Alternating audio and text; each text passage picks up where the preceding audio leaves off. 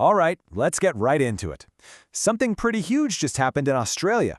A brand new law has kicked off this massive, and I mean massive, cleanup of the country's social media world. It's a move that governments everywhere are watching very closely, and it all kicked off with one, frankly, staggering number. And there it is, 550,000. In just the first few days after this new law went into effect, Meta, that's Facebook and Instagram, deleted over 500,000 accounts. Now, this wasn't some kind of technical glitch or a mistake.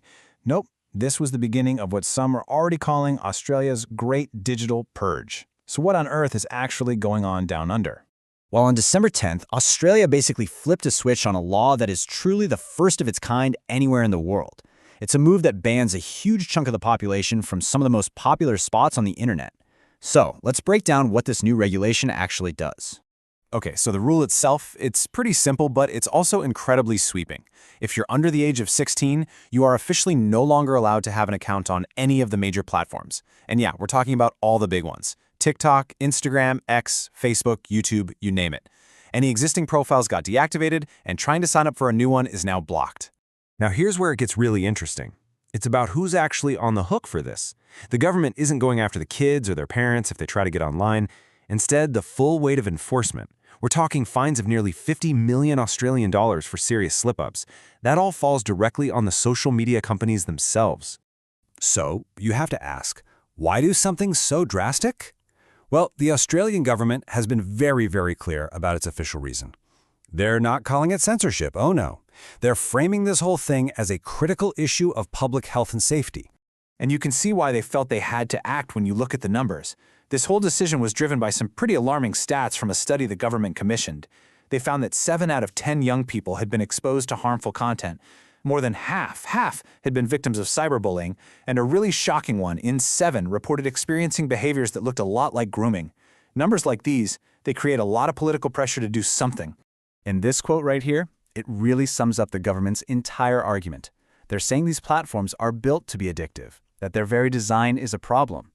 And on top of that, they serve up content that is actively bad for the mental and physical health of young people. So, in their eyes, a total ban was the only real solution. But how in the world do you actually enforce a ban like this? It's not like you can just trust people to tick a box that says, yep, I'm over 16. And this, my friends, is where we get to the most controversial part of this entire policy, the technology they're using to make it all happen. So, to prove that you're old enough to be online, every single user, and I mean everyone, regardless of your actual age, now has to go through this really strict age check. This could mean you have to upload a government ID, maybe submit to a facial recognition scan, or even let some algorithm guess your age based on your online habits. If you can't, or maybe just won't comply, your account gets deleted. Simple as that. Now, the government insists that signing up for a digital ID is completely voluntary, but sources on the ground are painting a very different picture. Sure, there's no law that says you'll get a penalty for opting out, but the real-world consequences are huge. Think about it. As more and more essential services, banking, government benefits, move online and require this ID, choosing not to have one means you get stuck with long delays, in-person hassles, or you just get locked out of modern society altogether. That word voluntary starts to feel a whole lot like mandatory. And this right here is what it all boils down to. Is this new law really a necessary shield to protect vulnerable children, or is it a Trojan horse for something else entirely? Critics are arguing that the real purpose of this system has very little to do with keeping kids safe. Privacy advocates, like the folks over at Reclaim the Net, are really sounding the alarm on this. Their biggest concern is that by forcing you to link your social media account to a verified, government-traceable ID, you completely destroy online anonymity. They argue this creates an incredibly powerful tool that could easily be used to monitor and ultimately control what people say online. And then you have other critics who take that argument even further. The YouTube channel ETBP, with Britt Gillette, for example, they claim the real goal is straight-up political control. From their perspective, this whole system isn't designed to protect kids, but to identify adults who might post things the government doesn't like, giving the authorities the power to intimidate them or just kick them off the platform and silence them completely. And look, beyond those big philosophical arguments, there are a ton of other really practical criticisms. First off, the technology itself is shaky. The government's own reports found that the facial scanning tech is least accurate for the very teenagers it's supposed to be identifying. Then you've got the huge issue of data privacy. I mean, are we really okay with creating these massive databases of sensitive biometric information? Critics also point out that the ban has some weird holes in it. It excludes popular gaming platforms, dating sites, and AI chatbots, where kids are also spending a lot of time. And finally, there's a real fear that this could all backfire, that it might just push teens away from mainstream sites and into darker, less regulated, and potentially much more dangerous corners of the web.